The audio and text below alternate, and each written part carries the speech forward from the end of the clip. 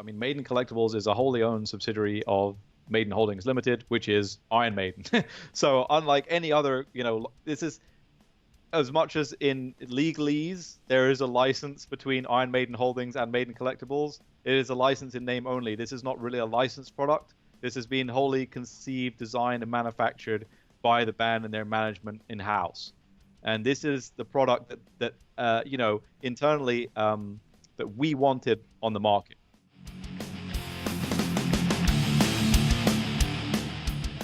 We were looking at our character Eddie and all the iterations of Eddie, and now the supporting cast, the Beast, and these other characters, and we're thinking, how do we realize these guys in an awesome collectible blind box format? And we had a vision for what that would be, and that was this kind of like, 4-inch kind of collectible desktop figurine on a base.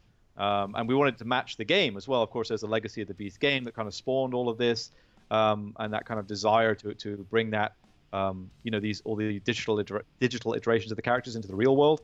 And so that kind of spurned this desire to have these accurate representations of the video game figures. And so the actual object files from the video game were used as the basis for the digital sculpts that we then used to create production samples. And we were looking around, but there was nothing like this on the market, and so there are, of course, 3 3/4 figures on the market, which you traditionally think of as a kind of retro Kenner doll, arm straight T-pose kind of thing. And we're like, what, that's really cool if you're into the kind of vintage nostalgia vibe, but this is based on a state-of-the-art, video game. It's very dynamic, it's very detailed, very action-packed. And so we wanted, detailed, dynamic poses, lots of color, and just no one was doing it, frankly. There's nothing like that in this scale on the market. And so basically we set out to create highly detailed PVC sculpts, akin to what you'd get in Asia, as collectibles, but in a blind box 4-inch format, detailed sculpts, detailed paint, basically unlike anything else in that form factor. And I think that's what sets the product aside. And that is the core product line, is the detailed PVC blinds. And then the single window box versions of them is kind of, if you want to know exactly what you're getting there. And I think that's the thing that's kind of unique about it, is no one else is doing that product. And the product was born out of a desire creatively to bring into the real world a tangible, iteration of the characters we had in the video game and on the album covers. And they're very detailed, and there's no way to do it as kind of, a chunky rotospone vinyl thing. Is just not Eddie. Eddie's a tall, lanky, menace. He's not a kind of cute, chubby little guy. So we had to go in a different direction. And it's been fun because, no one else is doing it. And that creates a kind of unique product in the market. And actually having a few of them on my shelf just here, when you see them like in a lineup, you're like, these are really pretty cool.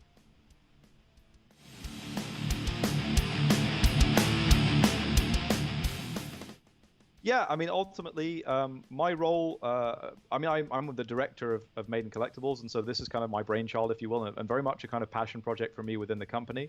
I was really, pushing for this of like, we have this incredible game that I was heavily involved in for many years now. Like, this is a fantastic opportunity to expand the universe that we've built in this game, and we should be doing comic books and toys and and all this stuff.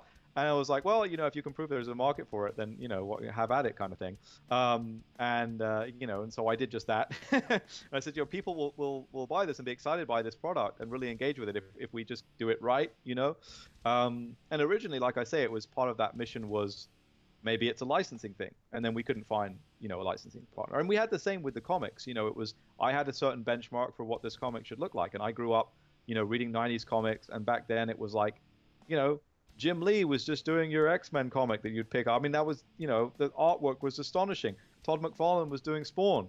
The kind of stuff that I took for granted as a kid, like the benchmark of quality that was coming out. Whereas now when we come to do a Maiden comic, like to me, it has to look that good.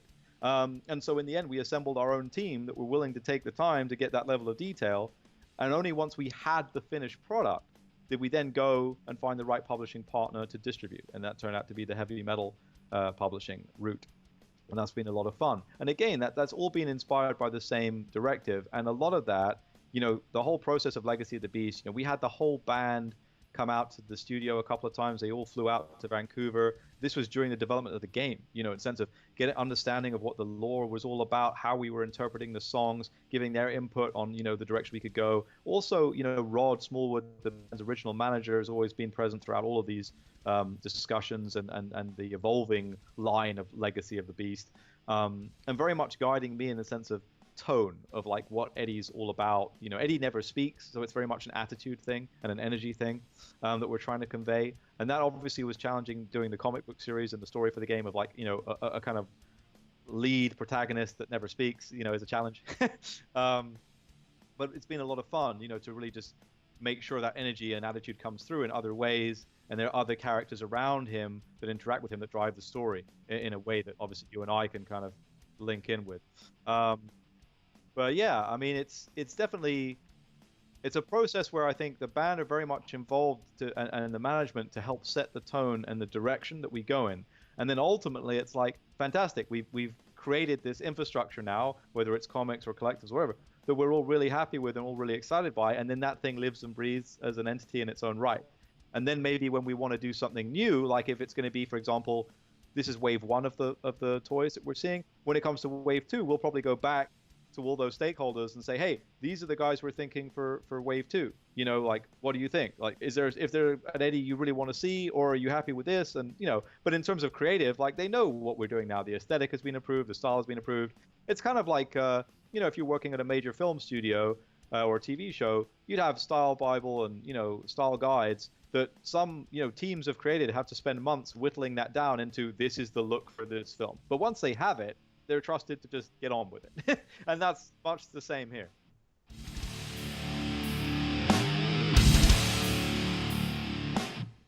I mean, for me, you know, as a fan of Maiden, it's kind of like kid in a candy store because it's all awesome. And I think the coolest thing about it is realizing specific facets of Maiden lore. And this is for me personally, but I think it's the same for like everyone involved. Everyone has their own kind of bit about Maiden that they really like, that they really, you know, riff on, whether it's one of the you know, specific Eddies or specific songs, specific lyrics, riffs, whatever it may be. And obviously there's such a great wealth of material that for most people it's quite a few different things. And so everyone kind of has their little passion points within the Maiden universe. And, you know, lines like Maiden Collectibles give the team like all an opportunity to kind of bring some of those things to life and kind of bring them to the forefront. You know, for me, obviously one of the first things I did for the band was the Speed of Light music video. And I kind of directed and produced that and kind of put that all together. And in doing so, created this Speed of Light Eddie. So for me, you know, it was a big deal seeing him then come to life in the video game. And it was possibly an even bigger deal seeing him then like as this toy, you know, and seeing like, oh, that's, you know, conceived from the music video. Here he is, you know, you can buy this. You know, so that's been a lot of fun for me, is kind of getting to see some of these creations come to life in you know, tangible form. And that's the wonderful thing about toys, you know, you can have a tangible connection to some of these fantastical characters and creatures. And I think, you know, that's it for a lot of the team, is like that tangible connection to the thing about Maiden that they're passionate about.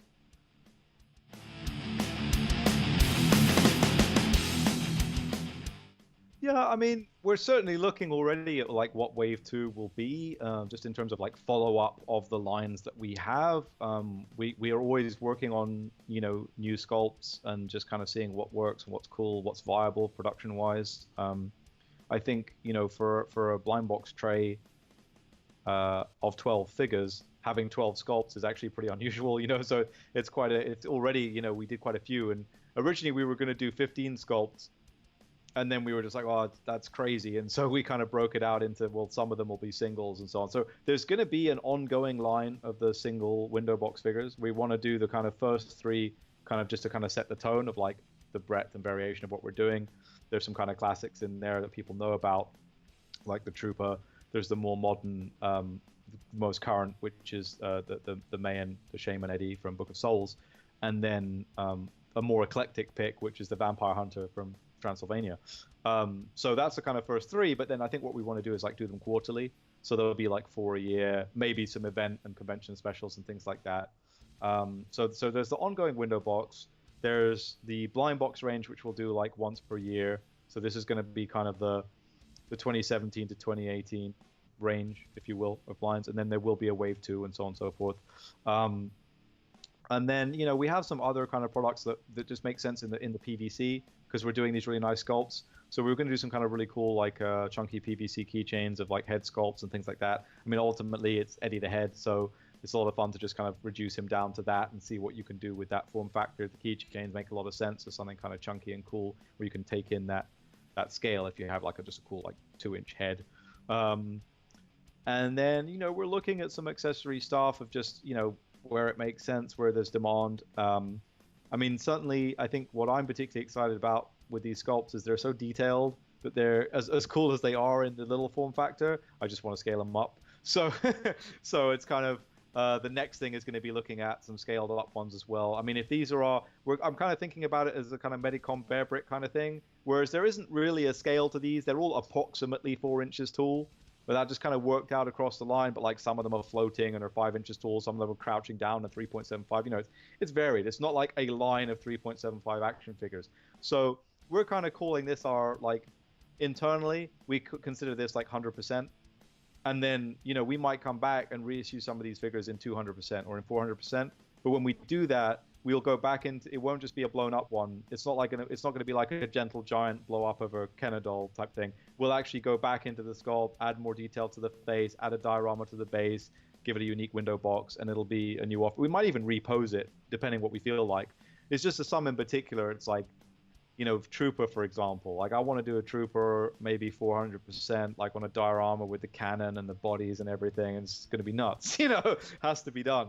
So there's things like that are definitely in the work in terms of larger upscales in the kind of 1 to 400% ranges, for sure. And maybe with some of the bigger ones, once we get into 400% or 1,000%, we could add, lights and sounds and things like that.